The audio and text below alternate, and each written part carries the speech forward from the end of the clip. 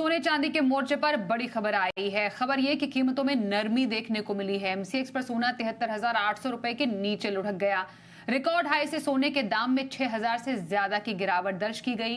चांदी की कीमतों में 1,200 रुपए की कमी भी देखी जा रही है। जी बिजनेस के कमोडिटी एडिटर मृत्युंजय कुमार झा इस वक्त हमारे साथ है। मृत्युंजय, ज्यादा समय नहीं बीता जब सोना और चांदी रिकॉर्ड पर रिकॉर्ड तोड़ रहे थे।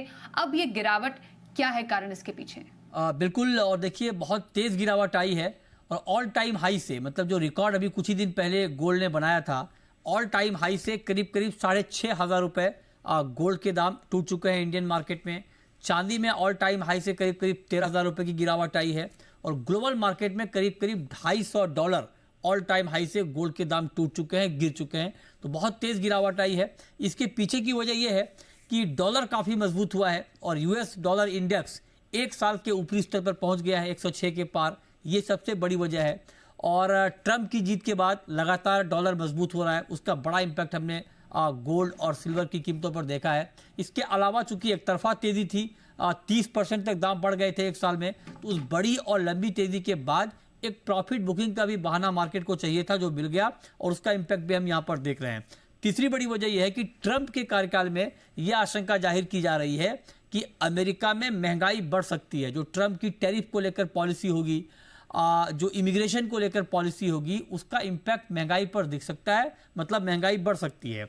अगर महंगाई बढ़ती है तो हो सकता है कि जो फेड की दरें घटाने की जो पॉलिसी है उसमें कुछ बदलाव हो जाए, ऐसी चर्चा हो रही है। ये हो ही जाएगा, ये ज़रूरी नहीं है क्योंकि बहुत सारे बाकी फैक्टर भी हैं, लेकिन ये बातचीत हो रही है और इसी बातचीत पे मार्केट इस वक्त रिएक्ट कर रहा है। दाम टूटे हैं। हालांकि जानकार ये मानते हैं कि जो लॉन्ग टर्म के फंडामेंटल हैं गोल्ड के, वो तेज़ी के ही हैं। ये बेशक एक करेक्शन है, यहाँ से थोड़ा बहुत भाव और गिर सकता है, लेकिन जानकार कह रहे हैं कि अगर दाम थोड़े और गिरते हैं, 70-71 के आसपास गोल्ड आता है, तो वहाँ से बाइंग का एक नया मौका सामने आएगा। तो लॉन्ग टर्म में तेज़ी की संभावना बनी हुई है। शॉर्ट टर्म में ये गिरावट थोड़ी सी आपको और गहराती हुई सोने में और चांदी में दिख सकती है। मृत्युंजय, एक्सपर्ट्स क्या कह रहे हैं? इस टाइम पर क्या करना चाहिए? क्या इस करेक्शन के टाइम पे गिरावट पर क्या खरीदारी के मौके हैं?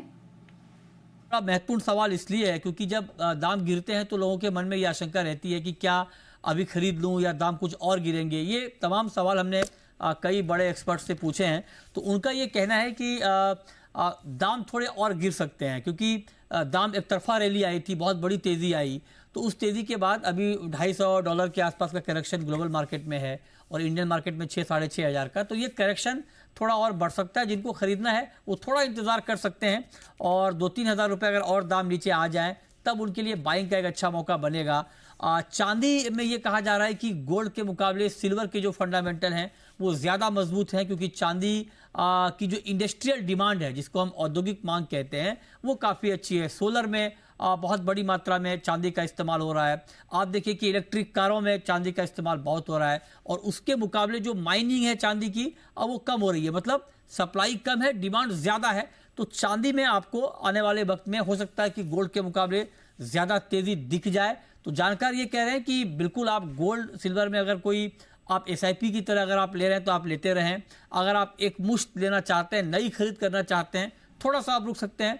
अगर थोड़ा सा मार्केट और करेक्ट होकर स्थिर हो जाए तब आपके लिए बाइंग का मौका बनेगा। लेकिन निश्चित तौर पे यहाँ से अगर थोड़ी बहुत गिरावट आती है 2-3 हज़ार रुपये और की, तो आपके लिए ये बाइंग का ही मौका होगा और लंबे समय में गोल्ड और सिल्वर का मार्केट आपको निराश नहीं करेगा। बिल्कुल, तो मौके हैं गिरावट में भी खरीदारी करने के। धन्यवाद करते हैं मृत्युंजय आपका बातचीत के लिए और इस जानकारी के लिए।